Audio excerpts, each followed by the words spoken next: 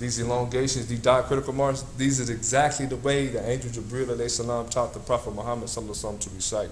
So when you hear certain brothers reciting and making it long and doing it, that's because that's the way it was revealed.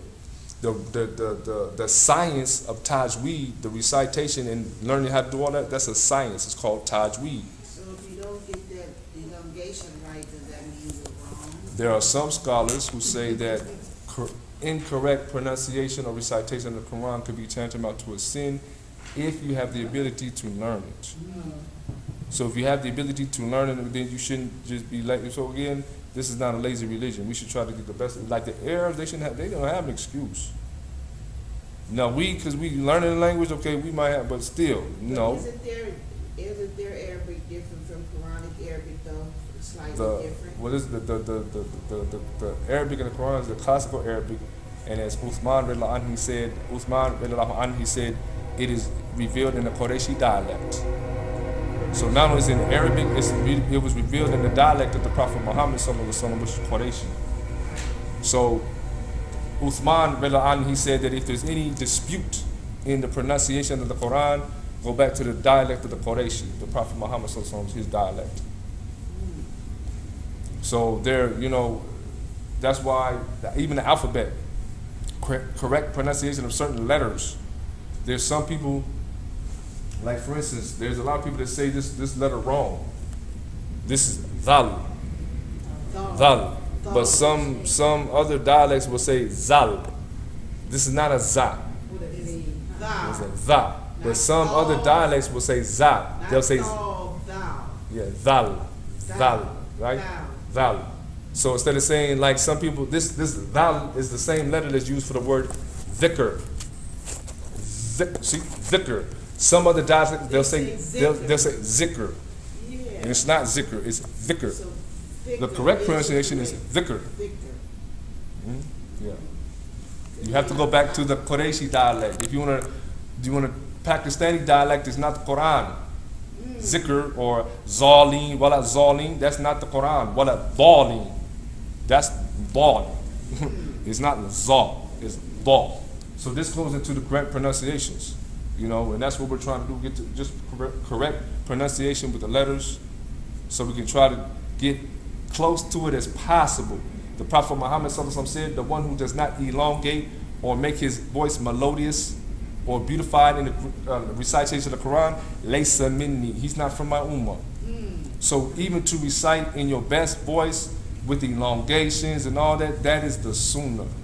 So in recitation and making it sound somewhat like a song,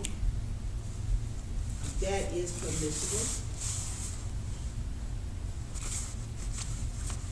There was a time with the Sahaba Ibn Mas'ud and he was reciting Surah Maryam or Surah Maryam, and he was reciting in the masjid, and he didn't know that the Prophet Muhammad sallallahu alaihi wasallam was listening to him. So the Prophet Muhammad sallallahu alaihi wasallam came to him and said, good, mashallah, good, told him good. He had, commended him on such a good job in his recitation. Ibn Mas'ud, he said, Wallahi, by Allah, if I knew that you were listening, I would have beautified my voice even more. That's evidence. There's other hadith that say, woe to the one who sings. The Quran like singing. So you have to decipher what is singing and what is tajweed. We have, if you haven't went to school to learn about tajweed, and you just adding your own thing to it and trying to sound like Al Green, Bismillah. Now if you just doing it like that and you adding Sam Cooke to it, without the proper science of the tajweed, that's why the proper science of the tajweed, you'll be saying it, and then you have a mu'allim, someone that teaches you, you just didn't learn from on your own and think you got it locked and loaded. You had to have somebody go listen to your makhraj, all of that. There's a fine difference in a song and the song, in other words. Those who recite Quran, those who practice tajweed, those who have studied the rules of tajweed, when they hear someone reciting Quran, they can tell whether they studied or not. Right. it's not something they just made up from some No. song. It has to be Ar-Rahman Rahim. It has to be certain measures. It's just like music. Yeah. It's measures. That's why I say it's a science, it's mathematics. The reason why I say this, you got beats and measures, and it's just like reading music. Well, all of This is 2 beats, and then there's another one that has 4 to 6 beats. Right. You hold it even longer. Wala-dhalin. And that is, there's something for that. There's a name for that when you do that. There's a name for that. That's called mod.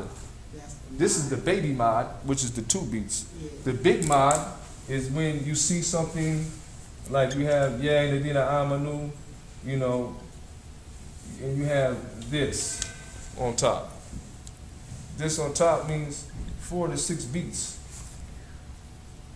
Walad is this right here. It's called mod. 4 to 6 beats. So there's a science in the recitation. When you read, you see all these diacritical marks. Every diacritical mark is doing something and telling you to do something. It ain't just cats is just making stuff up, sitting there and reciting Quran and trying to sound pretty and holding it.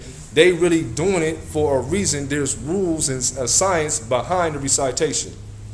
Gotcha. When you have the rules in the Tajweed and the Tarteel, you have it mastered. There's a science, man. Even when you're reciting the vibration in the hymn and what you're doing, it does something to you. Because you are saying Kalam Allah. This is the word of Allah. This ain't just everyday hum. No, this is a hum that Allah subhanahu wa ta'ala taught us. This is a hum that was specifically designed for our shell makeup of this body that we don't even understand what's happening when we in the vibration, what it's doing, and we don't even understand it. We think we understand. We don't even understand. We don't even understand the malaik. We don't even understand it. So those who master the science of the Quran, man, they get all this blessing because they have tapped into another chamber, man. It's another bob. It's another door. One that recites Quran and the one that can't recite Quran, it's a whole nother level. One that recites the Quran with the science of Tajweed compared to the one that recites Quran without Tajweed, a whole nother world. When I started reciting Quran, I learned without Tajweed. I learned about 10 surahs. How hard was it for you to? I had to scrape everything and scrap and start all over again because when I held on to what I had, it was boo-boo. It was boo-boo. Because when I first learned, I didn't learn by reading Arabic, I learned by English transliteration. Now I can learn by the Arabic and I know how long I'm supposed to hold this. I know this elongation here. I know right here's the shadda. I know this is elongation. So I can read it now. I know how to read it exactly the way that it's written with the elongation and everything. So when I say it, I'm going to say it correctly. Not only because of that, because I can write it as well. I can erase this, write it again. Same thing. A'udhu billahi minash shaitanir rajim. That's what that says. A'udhu billahi min ash-shaytan ar-rajim. I seek refuge with Allah from the shaitan, the accursed. Now we got vocabulary, because that's what I'm going to do. See, in a minute, that's what I'm going to do. Today I'm just showing you something. And there's your first 1, 2, 3, 4, 5 words. A'udhu billah mina ash-shaytan ar-rajim. That's how I do it. So I'm just briefly showing you how we're supposed to do this class, because today I'm just going real quick with you, okay, to show you what we're going to do.